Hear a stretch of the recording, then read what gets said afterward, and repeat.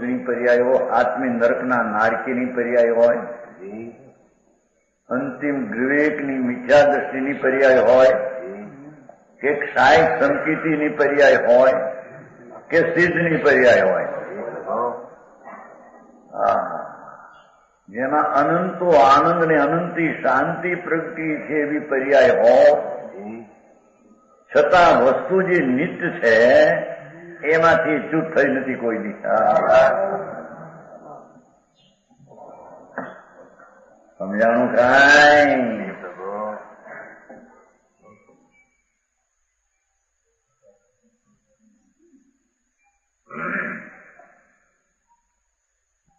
એ રહેલા જીવોનું ઘણા બધા જીવ છે ને, અનંત એક જીવ નથી, અનંત આત્માઓ છે. નિરોધથી માંડીને સિદ્ધ ત્યાં સુધી લીધા ને, નિરોધના અનંત આત્માઓ અને સિદ્ધના અનંત આત્માઓ, અને વચમાં સાધક ને બાધક એવા અસંખ્ય આત્માઓ. સમજાણું કાંઈ? અક્ષરના અનંતમાં ભાગની જ્ઞાનની પર્યાય ઉઘડી બાકી છે નિરોધને, અને કેવળ જ્ઞાનની પર્યાય ઉઘડેલી છે પૂરી, અને વચમાં સાધક જીવને મોક્ષ માર્ગની પર્યાય ઉઘડેલી છે, અને મિથ્યા દ્રષ્ટિ પચેન્દ્રિયાદિમાં બધા આવી ગયા. એની પર્યાયમાં તીવ્ર મિથ્યા ગ્રહિત મિથ્યાત્મનો પર્યાય પરિણમો છે કે સીધ અનંત કેવળ જ્ઞાન પણ થયા છે.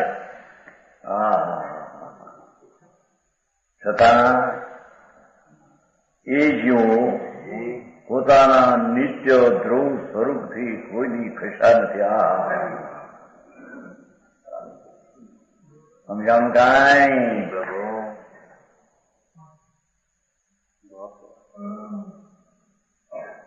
પંડિતજી,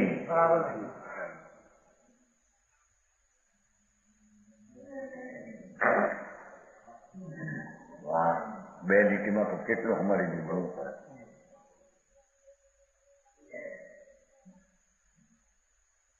પરમાણુ જેવો અજીવ પદાર્થ એની પણ કોઈને એને રહેવાને કોઈની જરૂર નથી. એ પોતે જ પોતાથી છે, પોતે પોતાથી આજમાં મજમાં અંતમાં, એમ ભગવાન આત્મા નિરોધથી માંડીને સિદ્ધ સુધી બધા આવી ગયા વચમાં. વાઘને વરુ માંસના ખાનારાના પર્યાય એની છે, બાકી માંસ ખાનું બીજ નથી. એવી પર્યાયમાં પણ, સિદ્ધની પર્યાયમાં પણ, તીવ્ર ગ્રહિત મિથ્યાત્મની પર્યાયમાં પણ, સમજાણું કાંઈ? વસ્તુ નિત્ય તો ધ્રુવ તો પોતાથી કદી ખસી નથી, કદી એ પર્યાયમાં આવી જ નથી. સમજાણું કાંઈ? આ વાત હતી.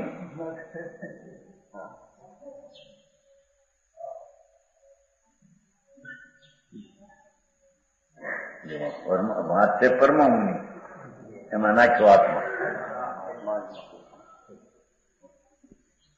તેમ પંચમ ભાવની અપેક્ષા એ દેખો,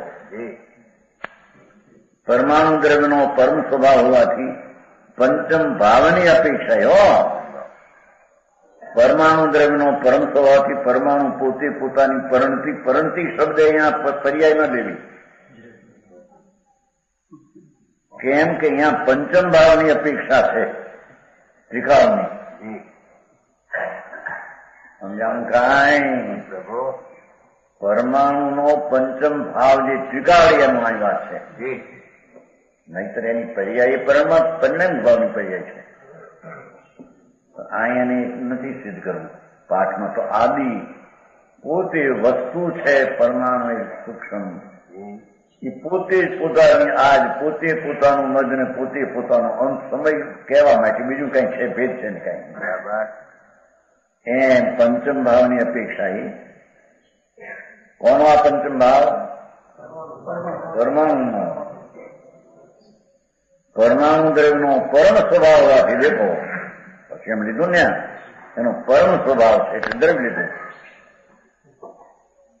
પરમાણુ પોતે પોતાની પરિણતિનો આદિ છે, એટલે પરમાણુ પોતે પોતાના ભાવની આદિ છે. પરિણતિ શબ્દ અહીં પર્યાય નહીં પણ એનો ભાવ. સમજાનું કાંઈ?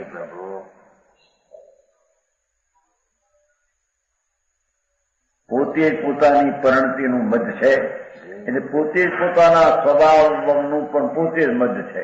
વસ્તુ ધ્રુવ ધ્રુવ દ્રવ.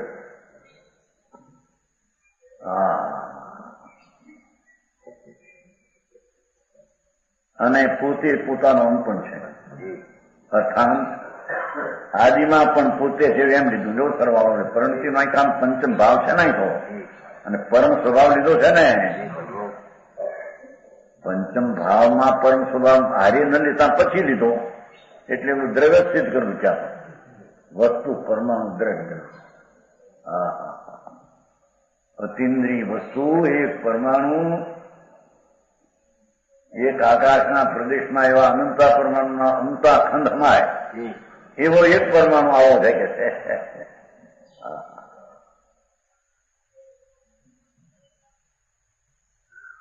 જેની આજ અંત ને મધમાં વસ્તુ પોતે જ છે. બસ એવું સમજાણું પોતે છે. ક્યારે નિસ્વરૂપથી ચૂત થતો નથી. શું કીધું?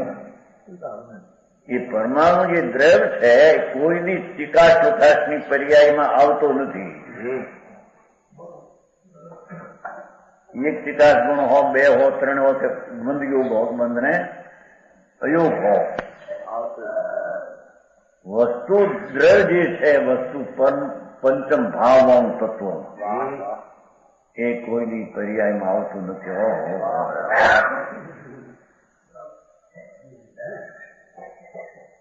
નહીતર એની પરમાણુની જે પર્યાય છે એ તો પરિણામ ભાવની પર્યાય છે. કારણ એને કહેવું નહીં કેવું કઈ છે નહીં. પણ એ વસ્તુ જે ટિકાળ પંચમ ભાવ છે, વસ્તુ શક્તિ ભાવ શક્તિ. અરે જો તો ખરા, વસ્તુમાં નાની મોટી એમ ન દેખવી, એનો સ્વભાવ.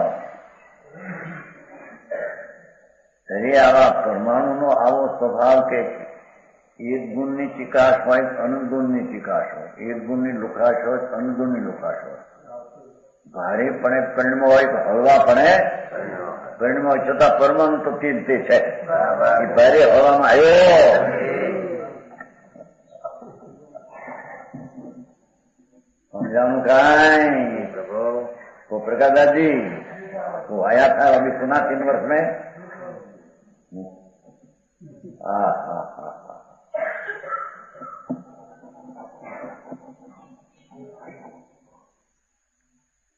એ ક્યારે નિસ્વરૂપથી ચૂત નથી. એટલે પંચમ ભાવ અજીવ પરમાણુ તત્વ ક્યારે પોતાની પર્યાયમાં આવ્યું નથી. દુર્ગંધ પર્યાયો કે સુગંધ હોય, વિકાસની હોય કે લુખાસની હોય, ઠંડાની હોય કે ગરમની હોય કે ભારીની હોય કે હળવાની હોય. પરમાણુમાં ભારે પર્યાય હોય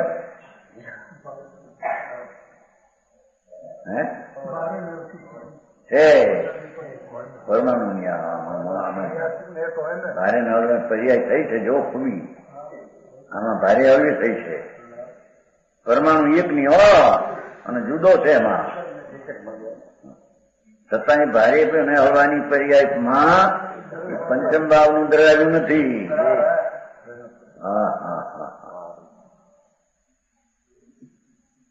જુઓ ને કેટલું લોજિક છે કે ને આ બધું. તમારું ઉકેલાતનું લોજિક છે એટલું વિજ્ઞાન છે, વસ્તુ વિજ્ઞાન.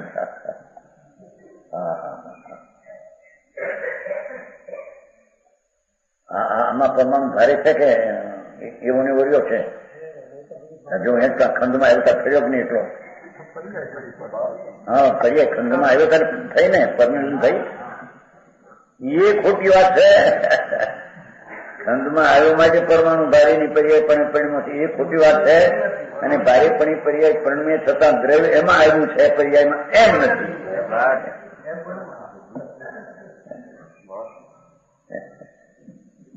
સમજાવું કાંઈ ભજવાય? હજી વાંચવાનું થયું ને તો નહોતું વાંચ્યું 5 વર્ષ પહેલા. હજી મૂકી દીધું હતું. હજી વ્યવહાર અને ચલો ઉપયોગી તમે મૂકી દીધો. આપણે કે બધું વાંચવું સરખું. वो पहले वांचन किया था ना तब छोड़ दिया था अधिकार, छोड़ दिया था. व्यवहार अधिकार है ना तो छोड़ दिया था. व्यवहार का अधिकार आ अधिकार नहीं, छला उपयोग का अधिकार है. आप फॉर्म लिया है अरुण कर जो हमारे वो बच्चे थे अंदर है सब. व्यवहार बताते निश्चय को સમજાય છે કાંઈ? એમ ન માનવું કે આ વળી આ પરમાણુ ની નાયબી વ્યાખ્યા શું પડી, વ્યાખ્યામાં ભગવાન હમાઈ જાય છે. બરાબર. એ છે આવા પરમાણુ એની ગમે તે પર્યાય પણ થયેલ હો, ભારે હળવો શું કહેવાય પછી 2 4 શીખણા લુખા તો છે. ઠંડો નતું ચાર કર્કશ ને હોવાનું 2 પાછું છે. कर्कश ने सुनावी पर्याय, भारी ने हलवी पर्याय. वो स्थूल में होती है जी, परमाणु में होती है. तो उस समय में भी ये परमाणु एમાં નથી આવ્યો, દ્રવ્યમાં નથી આવ્યું. હા હા હા હા પર્યાય પર્યાય પણ થઈ, દ્રવ્ય પર્યાય પણ આવ્યું નથી. બરાબર.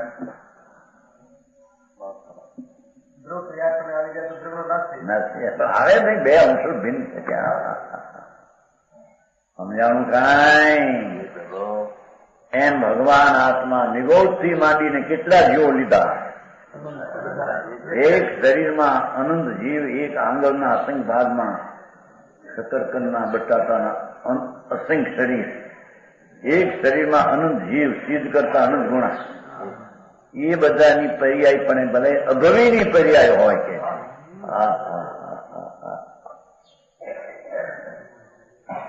ગ્રહિત મિથ્યાત્મા તીવ્રપણે કહાય માંડી મોટો 2 મહિલમાં કારખાના એક હે. આમ બધા ગોઠવે ભાવમાં હો, ભાવની પર્યાય પર્યાય આ તો હશે ને. ગાયોને ભેંસો રાખે છે ને આમ પડે માથે ત્યાં ફળા એવો કહાયની જે અવસ્થા છે મિથ્યાત્મની તીવ્ર, એમાં પણ દ્રવ્ય તો નિત્ય છે. એ દ્રવ્ય એમાં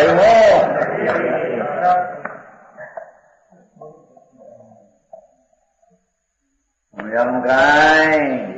અને જે સિદ્ધપણે પરિણમ્યા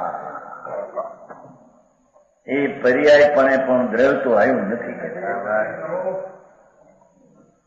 ઓહો, એવું ને એવું છે કે છે, એમાં ભેદ કે ખંડ કઈ છે? હા, એવો ભગવાન આત્મા એની અંતરમાં એકાગ્રતા કર, એ તારા કલ્યાણનો રસ્તો છે. બધી વાતો કરીને મરી ગયો મારો આ વ્રત ને આ તપ ને. હેરાન હેરાન કાંઈ ક્લેશ છે. સમજાવું કે સહજાનંદ પ્રભુ સહજ પરિણામ ભાવની કહેનારી એવી સહજ નિશ્ચય નથી. એ તો એવો ને એવો છે.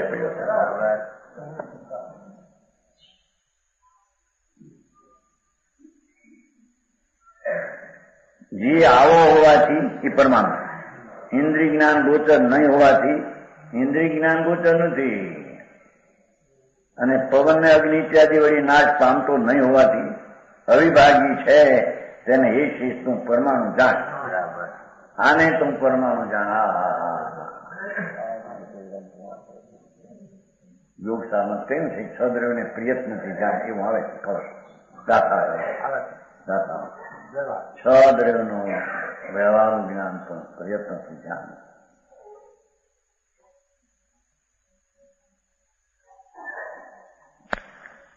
छठवीं गाथा टीकन करता मंदिरा श्लोक है। अप्यात्मनि स्थिति बुद्धा बुद्ध्वा उद्गलशजरात्मनं सदा ते किन्नतिष्ठन्ति स्वस्वरूपे चिदात्मनि। जरात्मन पुद्गलની સ્થિતિ પોતામાં જાણીને જ્યારે પરમાણુ પણ આવો જળ પોતામાં રહે છે, એમ કે છે જેને કઈ ભાન નથી, જેમાં જ્ઞાન નથી, એવો પરમાણુ પણ પોતે પોતામાં દ્રવ્ય તરીકે કાયમ રહે છે। જળ સ્વરૂપ પૂતગળના સ્વરૂપમાં રહે છે એમ જાણીને ચિદ ભગવતો પોતાના ચિત્તાના સ્વરૂપમાં કેમ ન રહે? જયારે પરમાણુ પણ આવા દ્રવ્ય સ્વરૂપમાં ત્રિકાળ રહે છે તો સિદ્ધ સ્વરૂપ એવો ભગવાન આત્મા, સિદ્ધ ભગવંતોની વ્યાખ્યા દીધી ભાષા, પણ બધા આત્માની વ્યાખ્યા। અરે આ આત્મા પોતાના દ્રવ્યમાં કેમ ન રહે? દ્રવ્ય તો એવું ને એવું છે, ત્યાં કેમ ન જાય?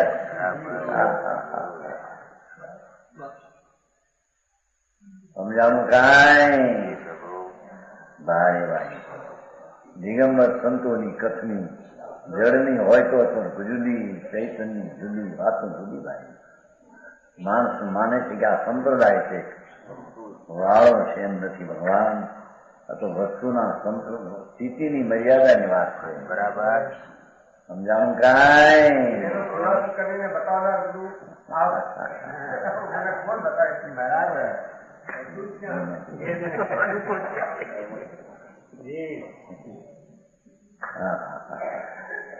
ભગવાન પરમાણુ જયારે પોતાના જળના સ્થિતિમાંથી ખસતો નથી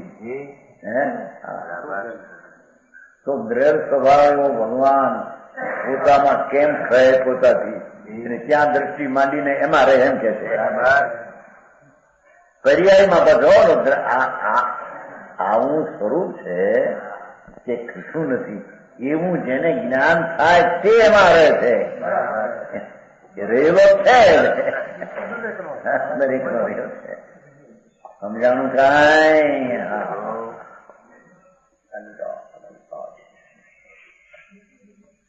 કે છે કે જળ સ્વરૂપ ઉદ્ગર જયારે પોતાની જાતમાં રહે છે તો આ ભગવાન પોતે દ્રવ્ય સ્વભાવ જેવો છે એમાં કેમ ન રહે? હવે પર્યાયથી કેમ ન રહે એમ કે છો?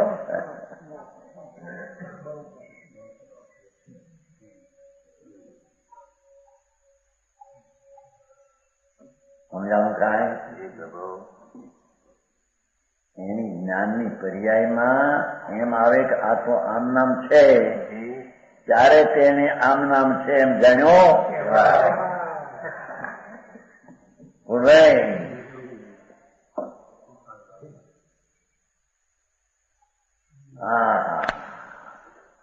પોપટ છે એ ઓલા ભૂંગળીને પકડીને આમ જ થઈ ગયો।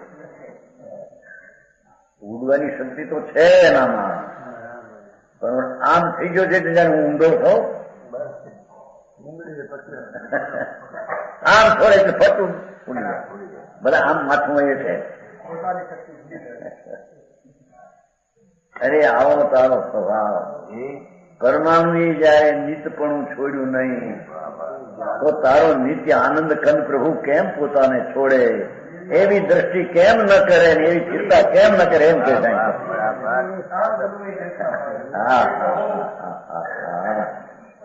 જતનભાઈ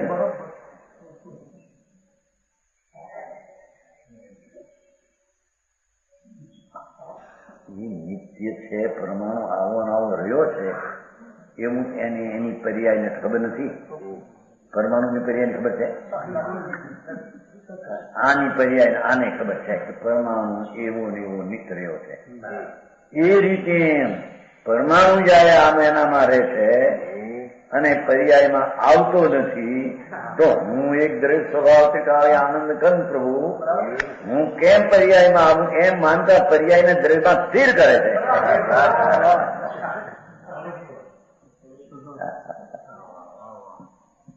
સમજાણું કાંઈ? હરિભાઈ આવી લે છે દિગંબર સંતોની। હા હા હા